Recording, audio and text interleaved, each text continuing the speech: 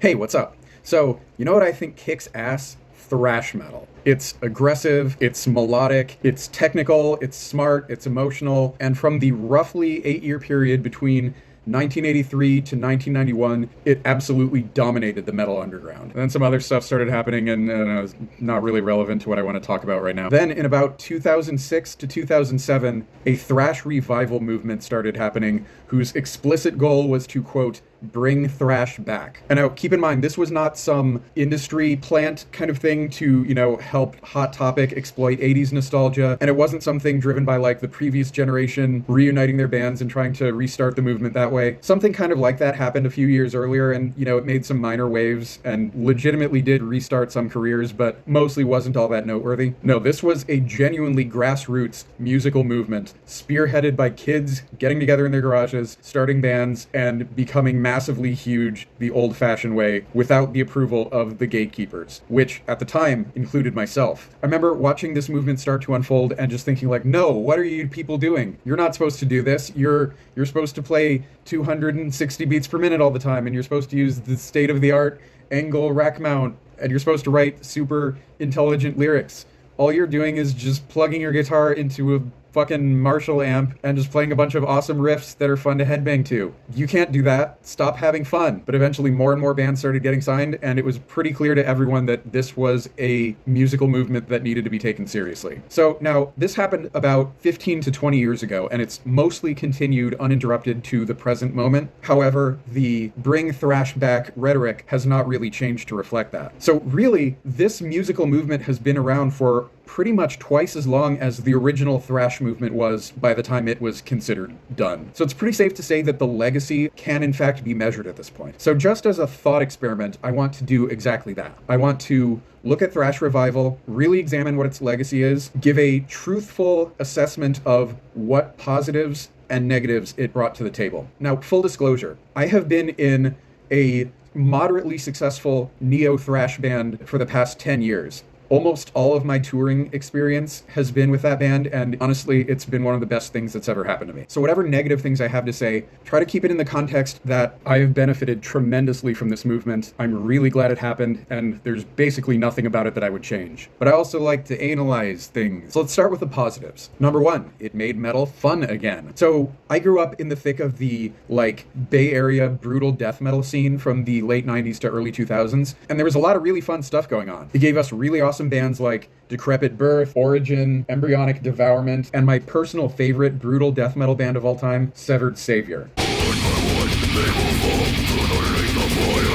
But it could also be stifling in a lot of ways. There was just a kind of morbid seriousness that kind of permeated everything, and eventually it started to feel like the function of live shows was to stand there with your arms crossed in your fucking hoodie and military buzz cut and just watch the band and make sure that they never played under 280 beats per minute. And I don't know, to me that's just not really all that metal. That's not what I got into metal to do. I kind of remember thinking back to the classic Bohemian Rhapsody scene from Wayne's World and just thinking all right, as a kid I just wanted nothing more than to live a partying rock and roll lifestyle, and now I'm doing it. And then going to shows, and it was But outside the brutal death metal scene, the sort of wider metal scene in general was also kind of dour and serious. Everything had this very heady, intellectual kind of aesthetic going on.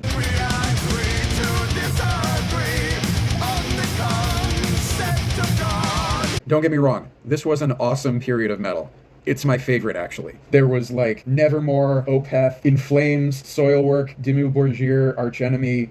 This was a truly glorious period for metal, in my opinion. This was the mature version of what you grew up with. But the flip side of that is that it lacked a lot of the youthful, defiant energy of the 80s stuff. Thrash Revival completely upended that. Thrash Revival brought back the fun, the partying, the long hair and jeans and leather jackets and the moshing and just coolness that was such a key factor of what made the 80s stuff awesome. It offered this big kick of levity to metal that had been really lacking for a while. Number two, it had a democratizing effect on metal. So when thrash revival happened, there was kind of this sense that being a musician was a thing that elites do, not just in terms of the level of skill that it required, but in terms of like, you know, the gear you had to have, the linguistic vocabulary you needed to write lyrics with, the influences you cited, just everything. Thrash Revival made it acceptable to come in and say, hey, I like Metallica, I like Iron Maiden, and I want to write some songs about nuclear war.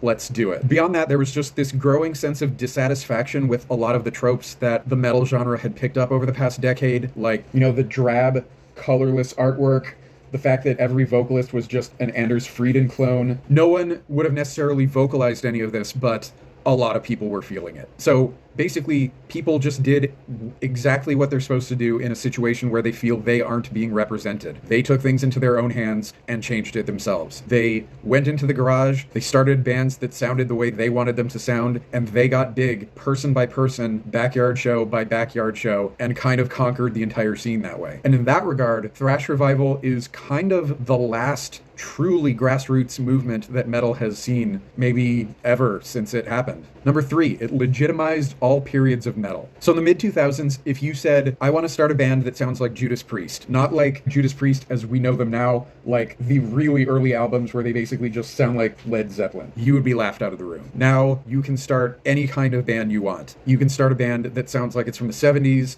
from the 80s, from the 90s, any genre at any point of evolution, and it is all on the table. That really wasn't the case back then. And a lot of that is owed to the fact that people en masse started bands that were unapologetically retro. Before that, there were like a couple older sounding bands here and there. It was mostly like tongue-in-cheek and sort of a joke and not treated all that seriously though. But now it is, and that's cool. Number 4, some of the bands were legitimately really awesome. So this is completely subjective and doesn't really bring anything analytical to the table, but at the end of the day, I am a fan of metal music, and if really awesome music doesn't factor into my assessment of things, what the fuck am I even doing? It's just as simple as a lot of bands really, really kicked ass and are still making music that's fucking awesome to this day. Not much more to say about that. So now let's take a look at some of the more negative things that Thrash Revival brought to the sort of broader metal community at large. Now again, I want you to keep in mind that this is going to get a little critical, but I still really like this music, and I'm really glad that this movement happened. So please try to take whatever criticisms I have as good faith and, you know, with a grain of salt or whatever. So negative number 1, creatively, it starts from a position of limitation. So it's important to remember that the original thrash bands from the 80s were not trying to play thrash, and they were not trying to sound a certain way. They were just playing metal the best and most current way they knew how to. Thrash metal is what people from the outside called what they were observing. Newer bands are absolutely trying to sound like thrash metal, which means that they are trying to sound like a snapshot of something that has happened already, which means that they are coming into it with creative limitations, things they cannot do, or they will be going outside their stated creative goals. It's also worth remembering that thrash metal produced some of the most innovative musicians the genre has ever seen. They're called early power metal and death metal guys. When I listen to the album 7 Churches by Possessed, to me, this just sounds like thrash.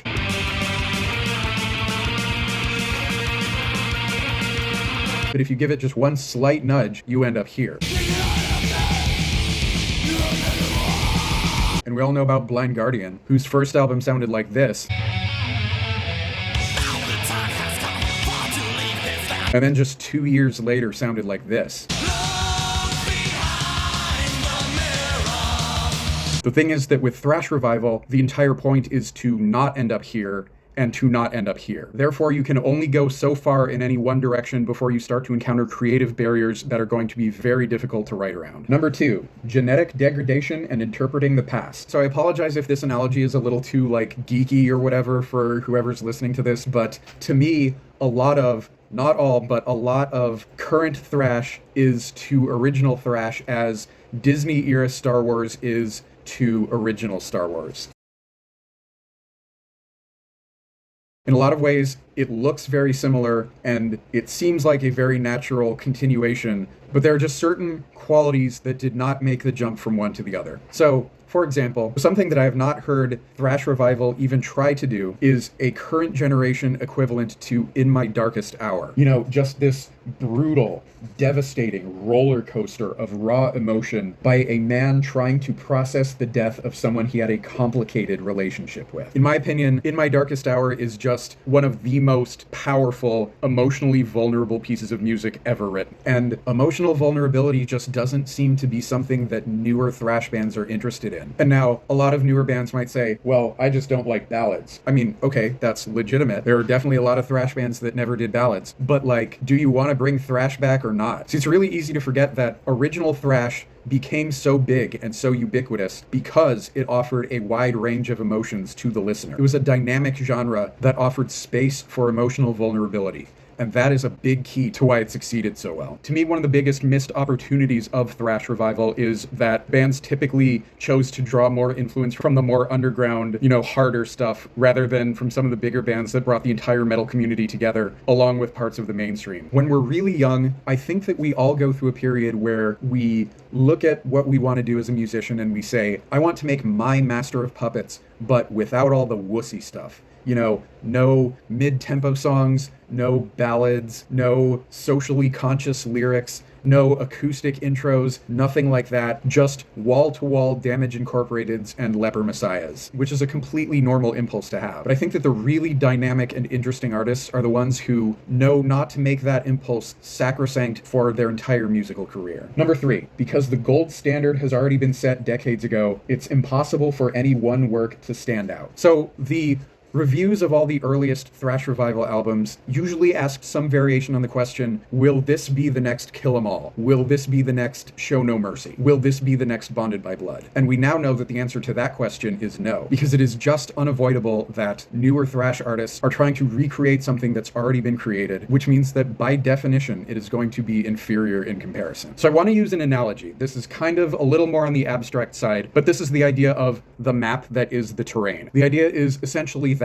the quality of a map is determined by how accurately it depicts the terrain that it's supposed to be depicting. Therefore, the most accurate map possible would be the terrain itself, and therefore be useless as a map. There's kind of a similar phenomenon going on here. If the idea is to emulate the sound of specifically 80s thrash, the best possible thrash revival would be this album, like this actual specific album. And any deviation at all from this is by definition a degradation of the quality, and therefore any attempt to emulate it is going to be inferior by definition. Or to put it in less pretentious terms, why would anyone listen to a Slayer imitator when they can just listen to Slayer? In my opinion, this is kind of what explains why there are not all that many albums and songs from the thrash revival period that are looked upon with the same reverence as, Rust in Peace or Master of Puppets or Rain in Blood. Number 4, crab mentality. So crab mentality is essentially the phenomenon of no one member of a group ever getting to ascend particularly high because everyone else in the group instinctively tears down anyone who gets high enough. And crab mentality is something that I've seen a lot of in modern thrash. There's a lot of talk about supporting the scene, but in practice, there's a lot more people who are interested in basically being the central figure of the movement than I think anyone would like to admit. Here's a little hypothetical situation I want to try looking at. Let's say you loved thrash metal in high school. You loved Exodus,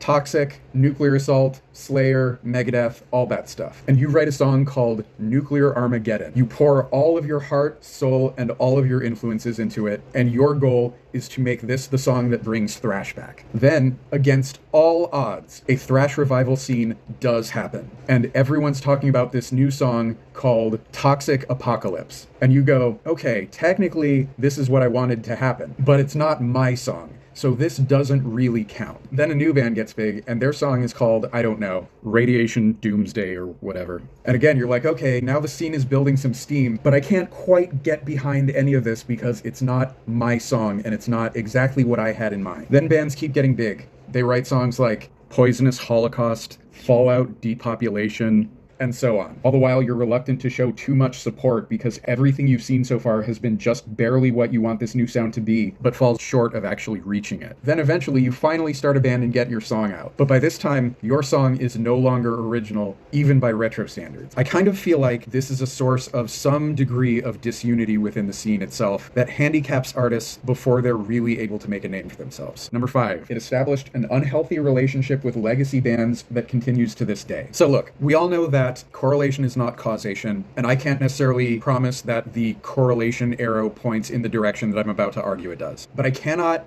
escape the observation that metal did not have a sort of idolatrous relationship with the legacy artists that it has today until thrash revival happened. It's kind of wild to think about, but like there was a time in the 2000s where every metal festival was not the same handful of 70s, 80s, and 90s bands. Wacken had new bands that had only been around for a year or two that were taking the genre in new directions. Milwaukee Metal Fest had brand new artists that had only been around for a year or two that were taking the genre in new directions. Like, metal was a really forward-thinking genre for a really long time. And I think that it's pretty impossible to ignore the fact that the metal scene as a whole is hung up on really old bands. And it's hard for any new or innovative bands to really get a foothold because people are way too hung up on really mediocre material from really old bands. And like I said, I can't necessarily prove that this is a thing that needs to be pinned on the thrash revival movement. It just feels like a really cozy coincidence that when thrash revival started really picking up, the sort of over-the-top worship of the old artists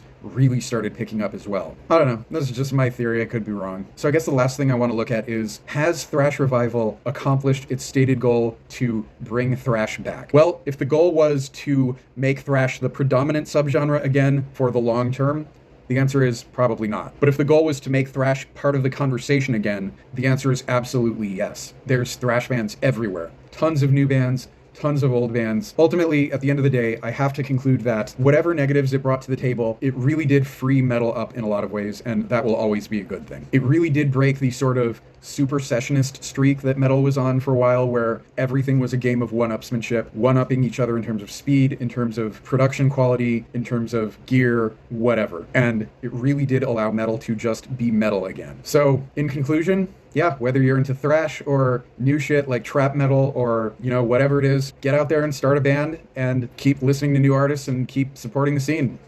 Late.